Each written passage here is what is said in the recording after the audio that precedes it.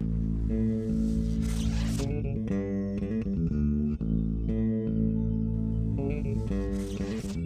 know, stalling is one of those things that's a no-win situation for an official to call.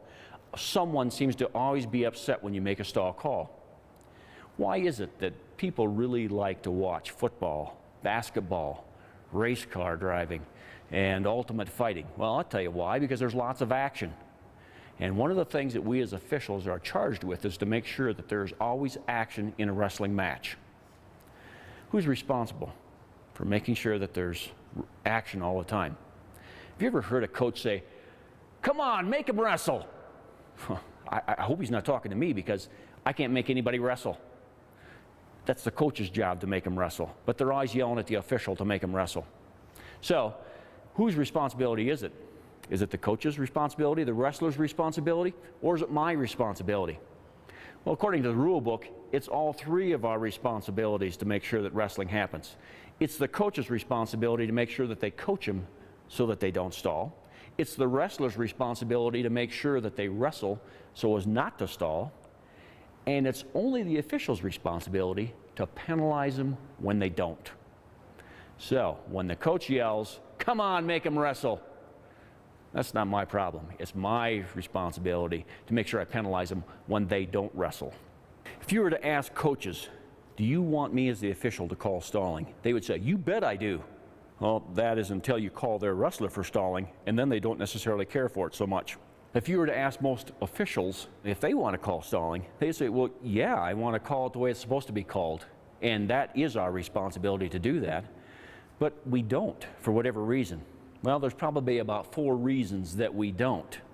First of all, we're afraid that we're going to get booed. Somebody's going to be booing us from the stands. Second thing, somebody's probably going to be mad at me.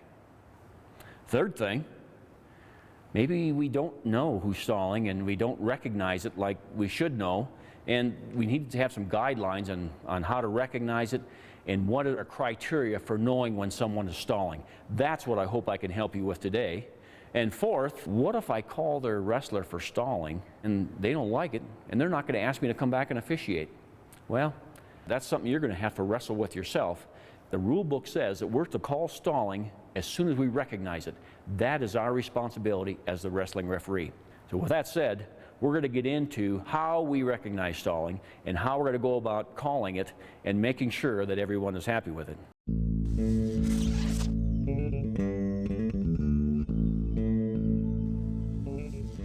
What happens if I get booed? What if they just don't like my call? One time I was refereeing a very important wrestling match. It was between the #1 ranked team in the country and the #2 ranked team in the country. It was a pretty hotly contested bout. It happened to be between Iowa and Iowa State. At the University of Iowa, Carver Hawkeye Arena was full of mostly Iowa fans. We got late into the dual meet, and one of their wrestlers I felt was really stalling. And I would go up and I'd hit him for stalling, and I'd hit him again. By the time I hit one of their star wrestlers the 3rd time for stalling, I think I can say I got booed by about 10,000 fans at one time.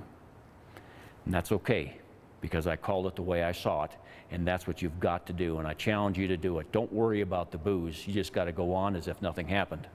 The good side was, as the Iowa coach said the next day in the paper, that we got caught in our kind of a match. He didn't complain about me. He was talking about his wrestler not wrestling the way he should have. Don't worry about if you get booed or if somebody doesn't like it. That's their opinion, and they probably aren't objective like you are.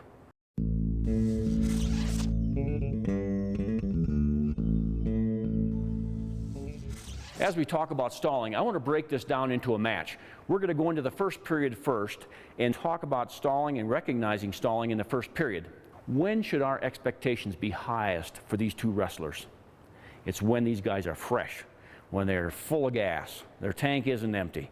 So when they come out in the mat and they start wrestling, I want to start looking for stalling in the very first period. If I find stalling in the first period and I can call it, I have set the tone for that match. The coaches know that I'm going to call stalling, and so do the wrestlers. If it comes down to the 3rd period and I call stalling, I've already set the precedent that yes, I am going to call stalling. Let's talk about the first period. How often have you heard the coach say, "Come on, we're taking all the shots"? Well, sometimes that's true. So how am I going to make sure that I know when the coach says that and he takes me to the table and says that to me, come on, we're taking all the shots? Well, the best way to do it is for you to keep track of the shots. I want to be a shot counter. Keep track of how many shots. Now, they have to be legitimate shots, but count all the shots. When I count shots, it makes me very consistent. Period after period, match after match, I have called stalling exactly the same way, especially when the wrestlers are on their feet. When the coach takes me to the sidelines, he has no argument. If he wants to argue with me about how many shots have been taken, I'm going to know. I'm going to tell him how many shots have been taken, because most likely he doesn't know how many shots have been taken. To demonstrate that, I'm going to bring in a couple of wrestlers. I've got two young men here helping me. I got Nick and Carter, and they're going to demonstrate some of the stalling stuff that goes on. I have a 3-shot rule that I have stuck to for years. That rule has worked for me. It may not work for you. I count legitimate shots, and when one wrestler gets 3 shots ahead of the other one, I am ready to hit that other guy for stalling. So gentlemen, let's get this started. I'm back here, I'm waiting for these guys to take a shot. There was a good shot by Green. That's 1 shot Green. Green exposed himself again. That's 2 shots for Green. Red just took a shot. He has 1 shot. That's just a partial shot by Green. I'm not going to count that. He didn't really penetrate. So I've got 2 shots for Green. There's the shot for Green. He's now 3-1 Green. As soon as he takes his next shot, I'm going to be ready to get Red. Red stalling, break. The reason I got Red for stalling is that Green took 3 legitimate shots.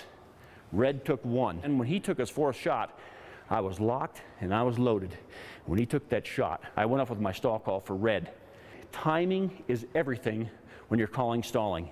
You have got to be ready so that when that shot is taken and he gets 3 shots ahead and you snap it up there, you have caught Red in the act of backing out. His coach saw him back out. I saw him back out, and all of the fans saw him backing out as I nailed him for stalling on that shot where this guy went ahead by 3 shots. If I consistently use that 3-shot rule, I am consistent, period after period, match after match, and meet after meet. Okay, we're going to demonstrate my 3-shot principle that I use for taking shots while they're in the neutral position. Ready, gentlemen? Okay, Green has a legitimate shot. That's 1 shot for Green. There, Green made exposure again. That's 2 shots for Green. There's a knee slap by Red. That doesn't count. There's a good shot by Red right there. So now I'm 2 shots Green, 1 shot Red. Oh, there's another good shot by Green. Now I'm going to be ready because he's now 3-1 Green. And there's a shot by Green. I go, Red, stalling, Red. Break. What happened in that whole sequence, Green took a good shot. He exposed himself. Green took a second good shot. He exposed himself. Red had a knee slap, which doesn't count. That's not a legitimate shot, but then he actually took a good penetrating shot. 2-1, I'm keeping track, and by the way, I'm not saying this verbally out in the mat. I'm keeping track of this in my head. Nobody else knows I'm keeping track of it. I don't care if you do it on your hands. 2 shots Green, 1 shot Red. I've actually done that before in high pressure matches, so I don't lose track. Now Green takes another shot. He is now ahead 3 shots to 1. I'm ready for Green to take that next shot. If I see Green taking a shot, I am ready to go right up with stalling. Don't call it with hesitation. Go right straight up with it. Red, stalling. Make sure everybody in that arena knows who is stalling. There's a shot by Green. I go, Red, stalling, Red. If I catch Red in the act of being shot on, his coach knows that I caught him. All the fans in the arena caught him. And it's not very hard for me to sell that stall call. They will know they saw what I saw.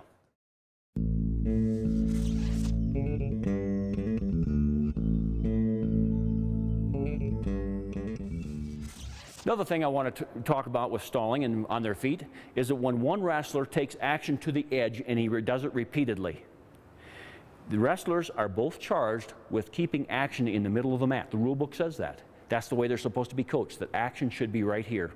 So I want to show you some examples of how you want to watch for stalling when action goes to the edge. Ready, gentlemen? The wrestlers are working. Green's backing out to the edge of the mat. Go out, gentlemen. Back to the center. Come back to the center. We're going to start them again. Ready? There they go again. Green is backing out away, going out to the outside edge of the mat. That's happened twice in a row. I want to keep an eye on the green wrestler. Green seems to be backing right straight out. Red is the aggressor. He's trying to set something up, but green's taking action over the edge. I'm ready. I'm locked and I'm loaded. If green takes action over there again, I'm going to get him. Ready? Action's going to the edge.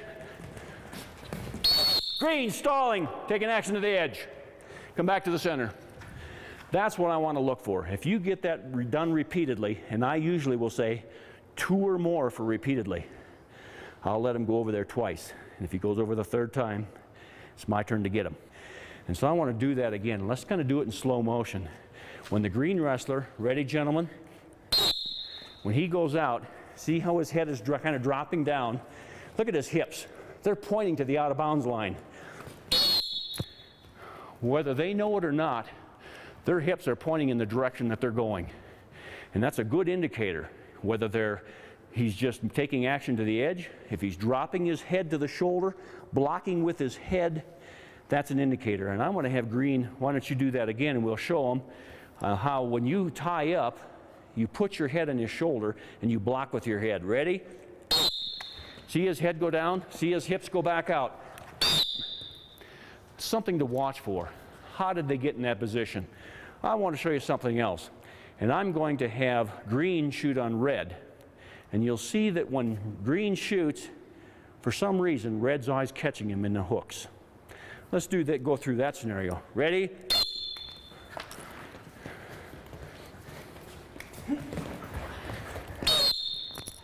If you repeatedly, just like going to the edge, see one wrestler getting caught up in underhooks, there's a reason for that. It's because one wrestler's taking the shots and the other guy's just going defensive and catching him in the hooks.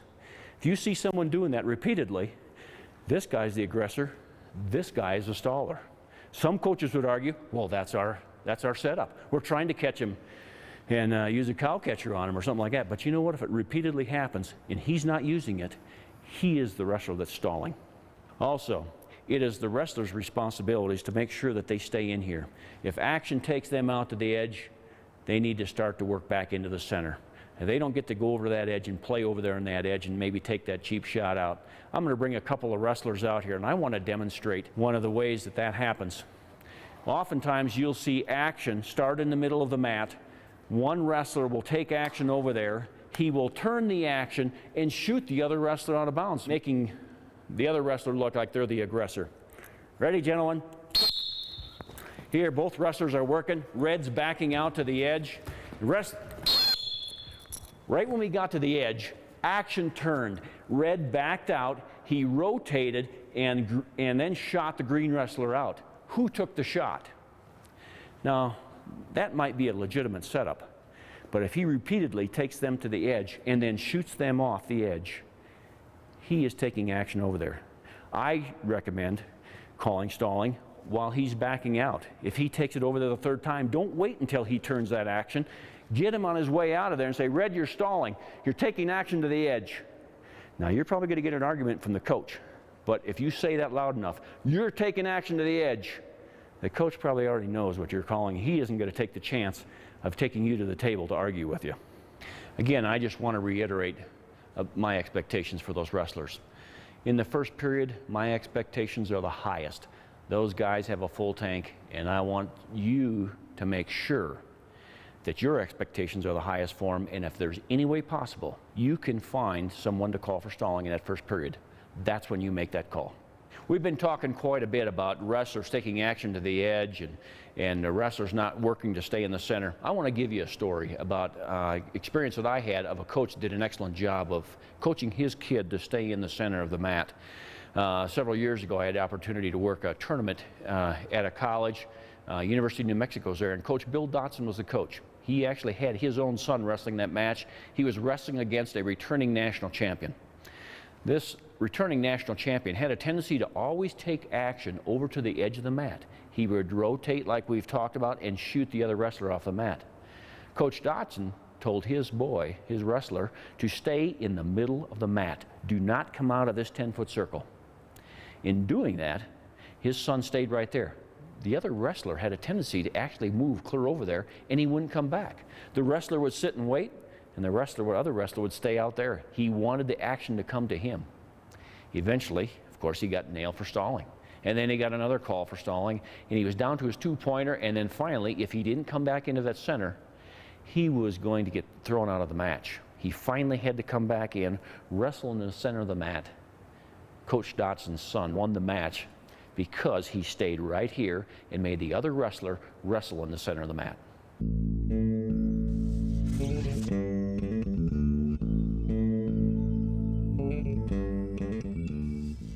I want to show just a couple more examples of things that can happen on the feet.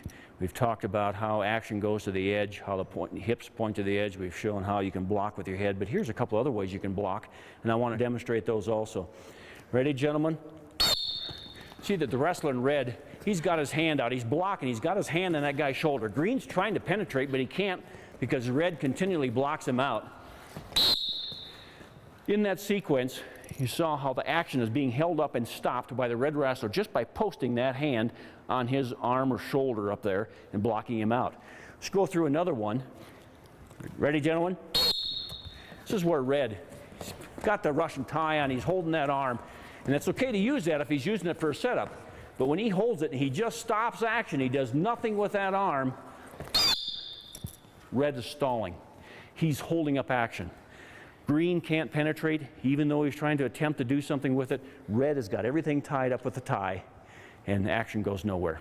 One of the things that I think as an official you have to think about is when you see wrestlers doing the things that you just saw, you need to think, if I was the coach, would I have coached that wrestler to do that? If the answer is no, you probably got a pretty good idea that that coach over there probably didn't coach his kid to do that either. So if he's just blocking like this, or if he's burying his head and backing out, there's a very good chance his coach didn't teach him to do that. He's learned that all on his own. Another thing that you may want to do as the official, and you have to be very careful in how you do this, because we as the official should not be coaching the wrestlers, but I think there is a very subtle way that you can do this. In some of those situations where I had red blocking with his hand, when I go up and say, red stalling, red you're blocking with your hand, red stalling, I think it's okay to let that wrestler know why he is being called for stalling. In the same way, when you're counting shots and the guy is got 3 shots ahead of him and you called red for stalling, you go up and you say, red stalling, no shots red, red stalling. You've told the coach, you've told the wrestler, and maybe those even in hearing distance in the stands, they also will know why you called that wrestler for stalling. The wrestler now knows what he needs to do to correct his stalling tactics. You know, we already said, it's both wrestlers' responsibility to attempt a takedown. Remember, you don't call them for stalling if they don't get a takedown. We're only looking for attempts to get a takedown. So make sure that you have that clarified in your mind. Did he make the attempt to get that takedown? But what happens if neither wrestler takes a shot? What if neither one of them want to expose themselves and try and get the takedown? Then I say penalize them both. There's no rule anywhere that says you cannot penalize both wrestlers. None of us like to do it. It seems like it's the chicken's way out, and I'll keep everyone from getting mad at me by I'll just penalize them both. Well, don't worry about that. If they're both stalling, they both deserve to be penalized for stalling. So, get them both.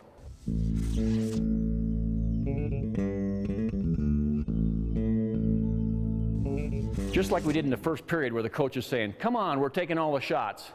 A lot of times in the second period, you'll hear the coach saying, come on, what's he doing on the bottom? Well, a lot of times he's doing nothing, or sometimes the guy's being overpowered. And I want to make sure that when you're calling stalling on the wrestler in the bottom position, you do not call him for stalling because he is being overpowered. What we're looking for is for the wrestler to make an attempt to get a reversal.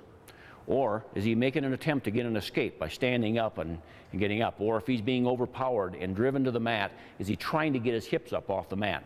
So what I want to do is I want to illustrate a couple of things. I'm going to bring in a couple of wrestlers here, and we're going to demonstrate what we're looking for in this situation. Just break him down, bring him down. Sometimes the wrestler in the bottom is laying down here tight, and he's got his arms tucked in tight. This top wrestler can do whatever he wants. He can try and put in a half, he can try and pick up a leg, whatever he's trying to do. This bottom wrestler, if you notice where his arm position is, his head is down, arms tucked in, he's not working to get out of there. Now, the other thing that he might do is if the top wrestler puts in the crossbody ride, puts in the legs.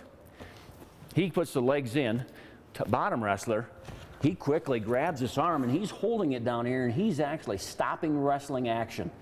And he's not willing to let go of it. If he lets go of this wrestler's arm, top wrestler can now hook an arm here, maybe can grab a leg back here. So he's holding up action down here. So what you want to do is you want to go down there, you want to penalize that bottom wrestler for stalling.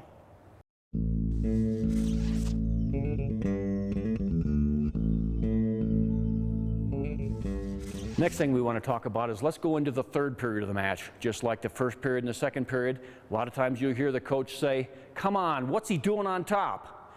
Well, again, that's what we got to figure out what we're looking for in those situations. In this case, we're looking for that top wrestler to be working for the fall. The rule says the top man is to be working for the fall all the time. Now, sometimes in a really tight match, that's tough to do because they're more or less just trying to maintain control of the other wrestler. When the top wrestler breaks the bottom wrestler down, what we're going to be looking for is he actually coming out the side? Now, if he's laying on top of him the half and he stays tight, it's kind of hard to turn him when he's laying or sitting on top of his hips right here. We're looking for the top wrestler to come out to the side so he can actually drive the other wrestler over. If he's refusing to come out to the side, then we're going to, top man, you're riding, you're stalling. We're going to stop the match, warn him for stalling. Okay, then when we continue wrestling like this, we're also going to be looking for this top man. If he's come out to the side, we know he's not stalling there, he's working for the fall, but we're also looking, even if he's on his hips a little bit, is he creating some space so that bottom man can build up and try to get away? Or is he just driving him down and he's deep waisting him and really doing nothing with him? He's going to have a tough time doing that with he's hip to hip right here. And also, if he just pulls an arm in, you'll see a lot of wrestlers just take an arm, and they'll have a deep waist in, and he will just drive him around the mat. It might look like he's working hard. Well, he is. He's driving this guy around, but he's not doing anything with it to work for the fall. All he's doing is controlling him. So again, we're going to stop the match. Top man, you're riding, and you're stalling. It's 1 point green.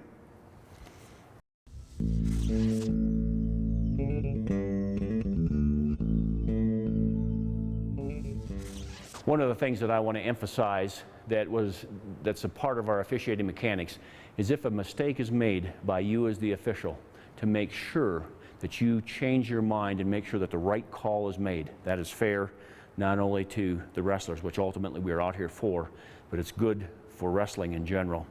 The worst thing that you can do is to make a bad call and then stick to that call just for whatever reason, just for the principle of sticking to your call.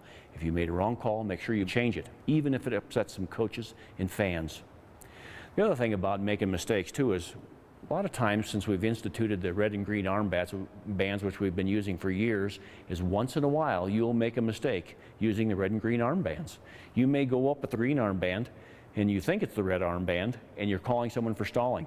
All you got to do is just tap it, change it, go back to the red one.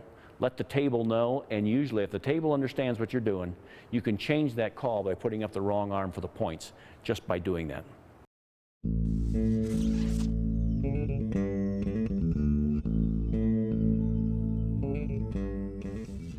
Another thing we want to talk about is when the bottom man comes to his feet, and we got to watch that top man and what he's trying to do.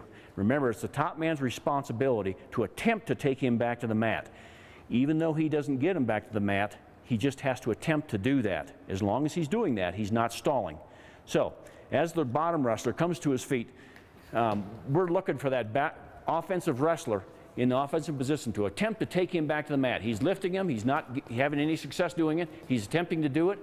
He's not getting him back. But that doesn't mean he's stalling just because he can't get him down. So what we're watching is making sure those attempts take place. Now, if the top wrestler just hangs on him and doesn't make those attempts anymore, and he's just sagging back on his hips, he's not doing anything with him, I'm going to warn the top wrestler for stalling.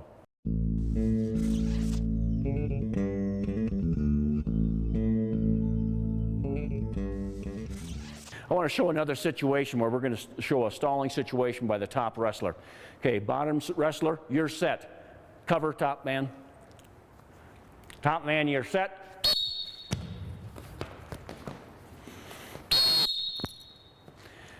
That's potentially dangerous. Green, you're stalling.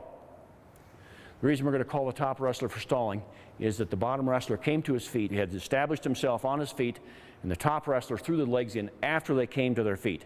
In this situation, it's not stalemate. He has created a potentially dangerous situation, and he's delayed the match. Therefore, we're going to stop the match in a potentially dangerous situation and penalize him for stalling.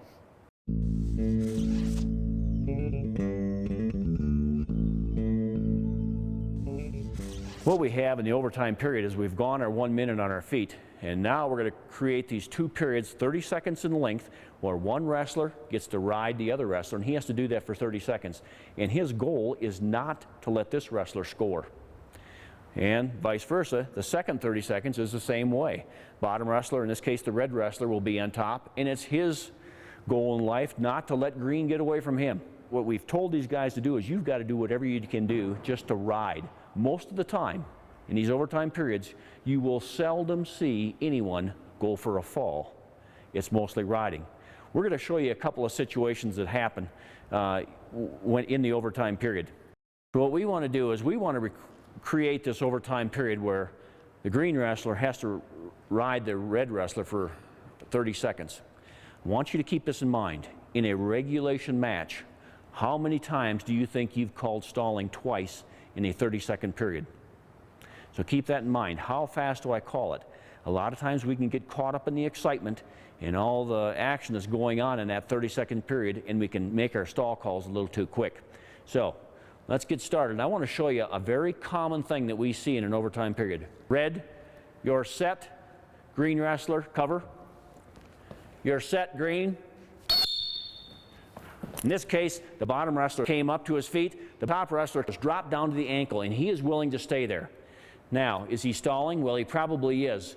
But the thing that we want to use, and that I recommend using, is use the stalemate. Get him out of that situation as quick as you can. You may have used up only about 10 seconds, maybe 15 seconds in the match. But then, again, we only have 15 seconds left. So, can we get a stall call in that 15 seconds? Yes, I think you probably can, but we'll have to see how the top man responds. If he does it again, then there's a good chance you could potentially call him for stalling. But you really need to weigh how much time is spent by that top wrestler going to the ankle, and would you call that same call in a regulation match?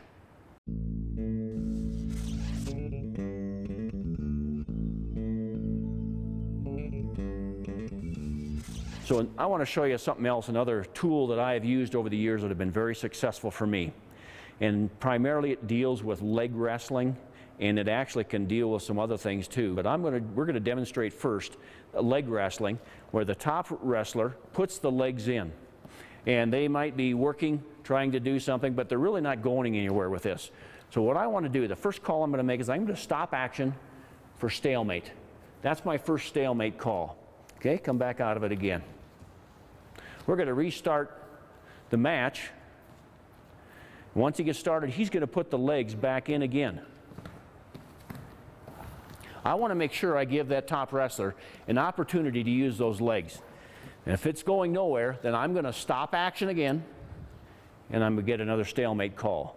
I've now called him twice for the same thing for a stalemate. Now keep in mind, I'm doing this in sequence here, but one of those may have happened in the first period. One of them may have happened in the second period, and now we're into the third period, and he's already used up 2 of his stalemates. Top man, get on him again and put the same thing in. In this case, same situation, he's just using the legs to ride. So at this point, I'm going to stop the match. Green, you're riding. Stalling, green. I'm going to give that top wrestler a couple of opportunities to use that leg ride. And if he isn't successful with it, then he's going to be penalized. In the same way as could be with pinning combinations. If the bottom wrestler is down and the top wrestler puts in a wing, a chicken wing, and he is content to use that chicken wing just like he has it there and really not try to turn him with it. It's no different than using the legs. He could ride, he could spend 30, 40 seconds here. Again, I'm going to stop the match right there for a stalemate. We're going to come back up and get him started again. And I don't want to wait that 30 to 40 seconds. I'm just saying he can burn that much time. But I don't want him to do that. So if he puts that in and it's not going anywhere, I'm going to start him again. He may go right back to that wing. At this point, if he's content just to ride there, even on the second stalemate, and I'm not going to stalemate at this time, if he's content to stay there, I'm going to stop the match and I'm going to warn green for stalling. He doesn't get the 2 times there. In this situation, he is completely in control of where he is going with that chicken wing. In the legs, sometimes you don't have that complete control. Sometimes the bottom man has an impact if you can actually work something off the leg ride. In this case, the green wrestler totally had control of the situation and is being warned for stalling. I'm going to show you one more situation that oftentimes we as officials find ourselves, and it's kind of a tough spot to be in, but it's where the top wrestler comes down and the wrestling begins, he puts a double vine in. He stretches him out, gets him down to the mat, and he's working him over really hard like this, and the next thing he does is he looks up to me like, well, referee, what are you going to make him do? In this case, I may stalemate him 1 time. I'll stalemate him 1 time and I'll bring him back to the referee's position. Because the green wrestler, just like the chicken wing, is completely in control of that situation. Top man gets back on him again. He puts a double vine in again. And he's cranking on him really hard, really only using the double vine for punishment. And he again is just sitting there and content to wrestle like this. I'm going to stop the match. Green, you're riding, stalling.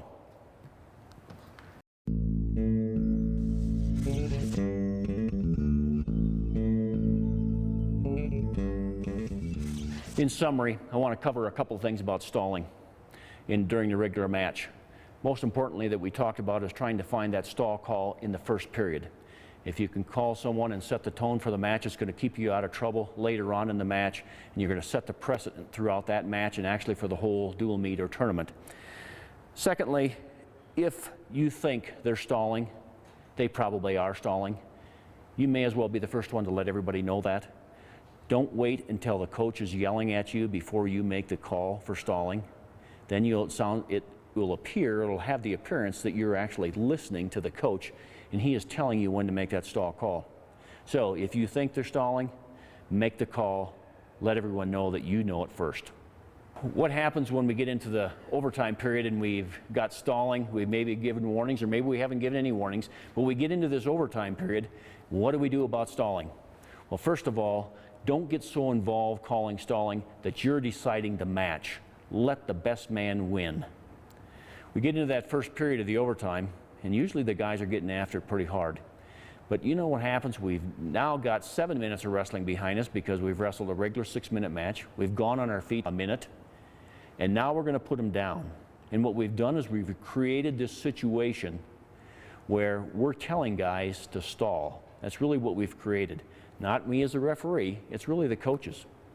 How many times have you ever heard a coach say something like, just ride him out, or keep him down, let him take the shot. You might hear other things like, wait for him to make the mistake, or just ride him out, we'll take it into overtime. You'll hear that one in the end of the match. But we'll take him in the next period of the overtime.